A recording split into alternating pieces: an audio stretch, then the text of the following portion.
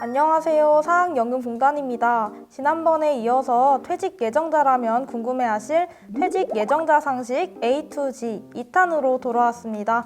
안녕하세요. 안녕하세요. 교직원 여러분 안녕하십니까? 사학연금공단 고객복지실장 이중석입니다. 지난 1탄 영상에 이어서 오늘은 사학연금 평생안심통장, 급여의 제한과 유보, 연금소득의 연말정산, 그리고 급여의 지급정지에 대해서 알아보는 시간을 갖겠습니다. 네, 그럼 퇴직 예정자 상식 A to G 두 번째 시간을 바로 시작하겠습니다.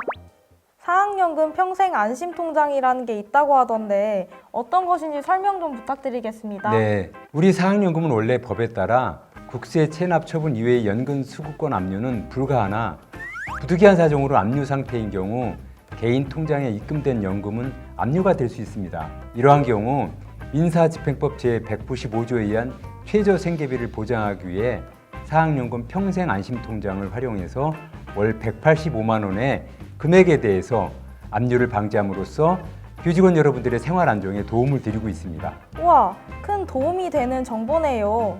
통장 개설 방법은 어떻게 되나요? 국민은행, 하나은행, 농협은행, 농협중앙회, 부산은행을 방문하셔서 계좌를 개설하신 다음 급여 청구하실 때 일반 계좌와 함께 보내주시면 연금 월액 중 185만 원은 압류가 방지되는 평생안심통장으로 입금을 해드리고 나머지 금액은 일반 계좌로 입금해드립니다. 퇴직급여를 받을 때 특정 사유로 인해 급여가 제한되거나 유보되는 경우도 있다고 들었어요. 사립학교 교직원이라면 반드시 아셔야 할 내용인데요. 재직 중 금고 이상의 형벌을 받거나 파면 또는 해임을 받은 경우 급여가 제한되며 수사 중이거나 형사재판에 계류 중일 경우 급여가 유보됩니다. 경우에 따라 어느 정도가 제한되는지 자세히 말씀해 주실 수 있을까요? 재직 중 금고 이상의 형벌을 받거나 파면되는 경우 재직기간이 5년 미만이면 퇴직급여의 4분의 1, 5년 이상이면 2분의 1을 감액 지급하며 퇴직수당은 재직기간에 관계없이 2분의 1을 감액 지급합니다. 금품 및 향응수수, 공금행용, 유용으로 징계 해임된 경우 재직기간이 5년 미만이면 퇴직급여의 8분의 1, 5년 이상이면 4분의 1을 감액 지급하며 퇴직수당은 재직기간에 관계없이 4분의 1을 감액 지급합니다. 아, 그렇군요. 금액의 유보에 대해서도 자세히 알려주세요. 금고 이상의 형에 처할 범죄 행위로 수사가 진행되는 경우나 형사재판에 계류 중인 경우에는 퇴직급여 및 퇴직수당의 일부가 지급 유보될 수 있습니다. 이후에 무혐의로 형이 확정되면 유보된 급여를 전액 지급하나 금고 이상의 형이 확정되면 지급이 제한됩니다. 혹시 이와 관련해서 교직원분들께서 좀 유념하셔야 할 부분이 있을까요? 많은 교직원분들이 직무와 관련한 형벌을 받는 경우에만 급여가 지급 정지되는 것으로 알고 있지만 금고 이상의 형벌을 받는 경우 직무와 관련 여부를 떠나 급여가 제한됩니다. 실제로 퇴직 일주일 전에 음주운전으로 징역 8개월에 집행유예 2년의 형이 확정되어 퇴직급여 및 퇴직수당의 50%가 감액 지급된 사례가 있습니다. 아, 그런 사례가 있었군요. 직무와 관련 여부를 떠나 금고 이상의 형이 확정되면 퇴직급여가 감액된다니. 재직 중에는 정말 조심해야 되겠군요. 그리고 퇴직급여를 지급받고 퇴직일 이후 금고 이상의 형벌이 확정되었다 하더라도 재직 중의 범죄로 인한 사유로 확인이 된다면 경우에 따라 제한되었어야 할 급여를 환수하거나 연금액을 2분의 1 감액하게 되니 이 점 꼭 유념하시기 바랍니다.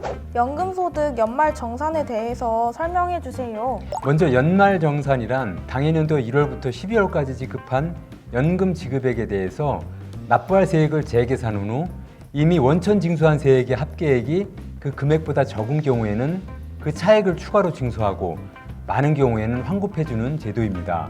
2002년 1월 1일 이후 퇴직한 연금 수급자들이 연금소득 연말정산의 대상자가 됩니다. 대상자분들께서는 해당 연도 12월 31일까지 연금소득자 소득세액공제신고서를 제출해 주셔야 하고 다음 연도 1월 연금 지급 시 정산이 됩니다.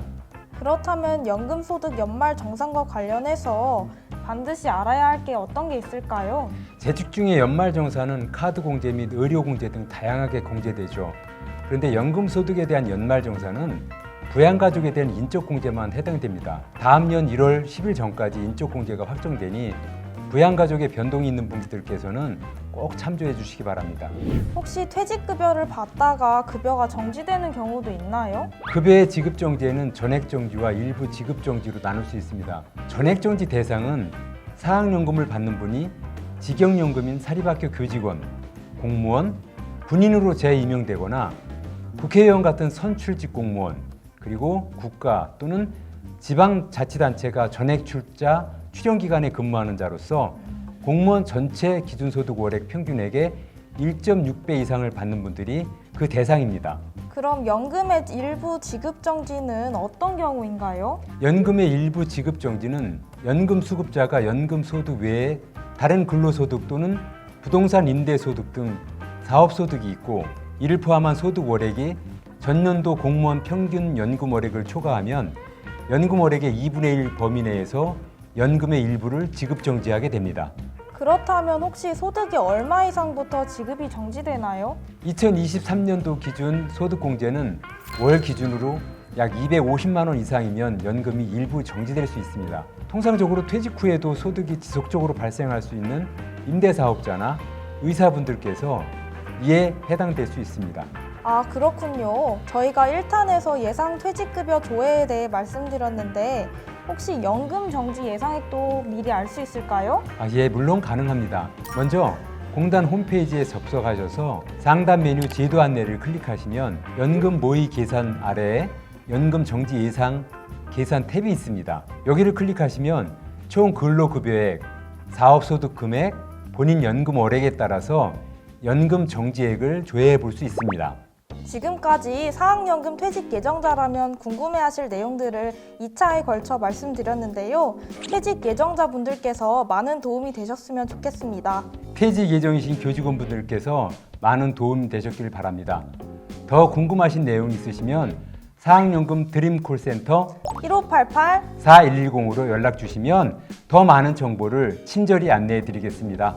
감사합니다. 감사합니다. 사학연금공단 퇴직급여의 8분의 1 유보된 급여를 전액 지급하거나 다시 합시다. 퇴직급여가 감액된다니 퇴직 예정자분들께서 퇴직 예정자분들께서 많은